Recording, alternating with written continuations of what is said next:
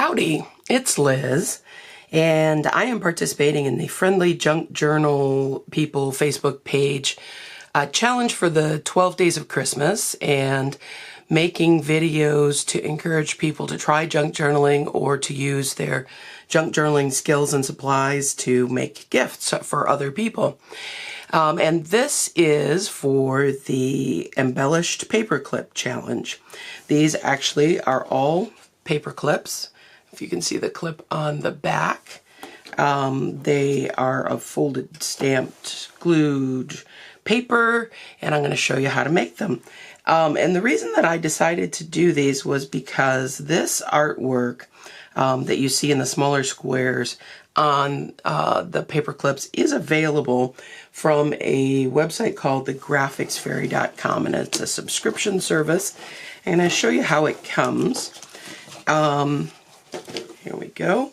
The ones that I just used for those paper clips, they come with the names on the pages. It's the 1-inch ephemera collages and the domino size collages. These actually are used for other crafts, but they're very handy if you are just getting started in junk journaling and want to make some things like embellished paper clips. They come in an inch size and have a bunch of different designs. These are steampunk. And these are designed for making jewelry, I believe, on dominoes. And this one is a combination of sort of very trippy butterfly designs and more traditional butterflies and flowers. Steampunk again. And this is a Japan-themed set of domino graphics. Anyway, I just cut these out and antiqued the edges with a little bit of vintage photo to make them look sort of antiqued. And I have a whole bunch here that I've been working on while watching TV at night. And it's really easy to sit there and do that. And then for the background, what I wanted to use was a text paper, but it looked very bland. Let me show you the first batch that I made. I made these a while ago, and I didn't like the way they came out.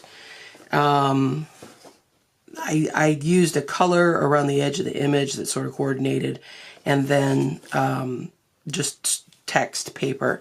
This paper is very thin, and I was using the hot glue to hold the paper clip in, and I didn't get it all the way to the edges. As you can see, this is separating. It's not very successful. I didn't like the way it looked. So I thought I would get out my spray box and my alcohol inks. And I have made these alcohol inks from a tutorial on YouTube. It's really easy. You go to your local store, and in the travel section, in my case, buy a couple of small bottles. I think these are the 2-ounce bottles. And then you remove the felt piece from the inside of a Sharpie marker, drop it in there, which you may or may not be able to see. It's still in there. And fill it with alcohol and let it sit for a little bit. And it does the most wonderful coloring up of images. And I have a couple extra pieces in here because I'm going to be using red in my next project. The closer you are, the darker the color. The further you are, you get some more dots and different textures and patterns. The alcohol is very easy to use. It dries quickly. And unlike some other things that are water-based, your paper doesn't curl as much. And having said that, it's curling just a tiny bit. But it's generally ready to use very quickly. And I'm going to set that aside while that is drying. I'm going to show you the background paper that I picked for these. When I did my original batch, I figured out the sizes of paper that I was going to need for the different size paper clips. You can see that this gets folded over just like this. So this is for the large paper clip, this is for the small paper clip.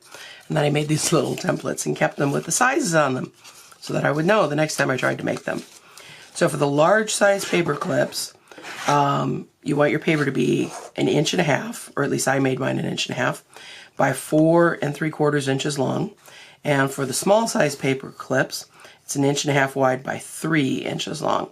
And when those are folded over, they're the correct size for the 2 different standard sizes of paper clips. Excuse me. I'm having a terrible time with my allergies this year. My vocal cords are swollen, and I sound like the Crypt Keeper, which is an unfortunate time to be doing videos. So I knew that I wanted to go with a heavier based paper than the one that I had tried previously. And when I'm making things with a text background, I like the text to go all the way edge to edge on the paper. So from my paper collection, I think this is a book on flowers. I found this. It's a little heavier. It's got 4 columns on it, and it's just the right width for the paper clips. So I cut my 1.5 inches from these 4 columns and cut them to the correct length, and that was perfect. It's a heavier weight and great for these paper clips. And then what I did when I had those ready, just like that, I wanted to embellish them a little bit more and give them a little bit more texture. So I took my archival ink and one of my favorite stamps, which is great for making background stuff. It's kind of there and kind of not. And I just loaded up my stamp and did that. And you get a little something extra. If you want a little more, do it again. And that, for me, made the perfect background for what I was looking for this project. And I have a couple in other colors as well.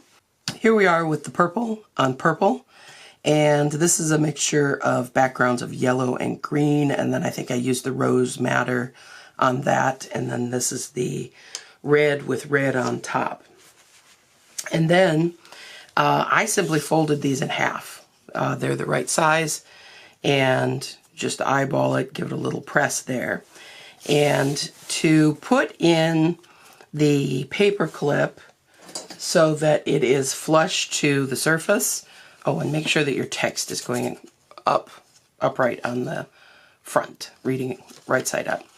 I took a little hole punch and just did a little circle, a little half bite out of it on the back. Let's make this one silver.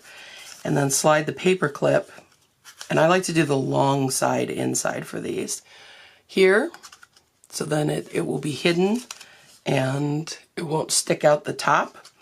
And to make the edges seal firmly all the way around, before I go to the glue gun, I get the tape runner and I just run a little bit of tape here and here from the fold to the edge, and that will seal it nicely. Now my glue gun has been oozing glue here quietly on the side while I've been doing this. I put a generous bead, come on glue gun, cooperate, of glue here, and give it a good wipe off, and then close it. Line up the top, just like that, and flip it upside down so that your paper clip is up, and you're flattening the front this way by flipping it upside down so that your front of your paper clip will actually be nice and flat. Give it a little squish there. It's good. Now, at this point, I ink the edge with a little distress ink, and I'm using Vintage Photo for this. This just gives it a little definition, covers up any overlap that you didn't quite match up correctly when you folded it in half. And then we're going to pick the image to go on the front. There you go. And use the tape runner for that. And in the meantime, I moved my images. Let's just grab one of these. So this one has already been inked, and it's narrow enough that 2 pieces of tape running down it will be perfect. And I like to put mine a little bit at an angle, just like that. And you are done. Isn't that nice? Well, let's zoom in a little bit so that you can see it closer up. There you go. You can make a heck of a lot of these. They're very cute, and they'll look great in a junk journal book or as a bookmark for somebody on your Christmas list. All right. Thanks so much for watching. Enjoy the rest of the 12 days of Christmas. Take care.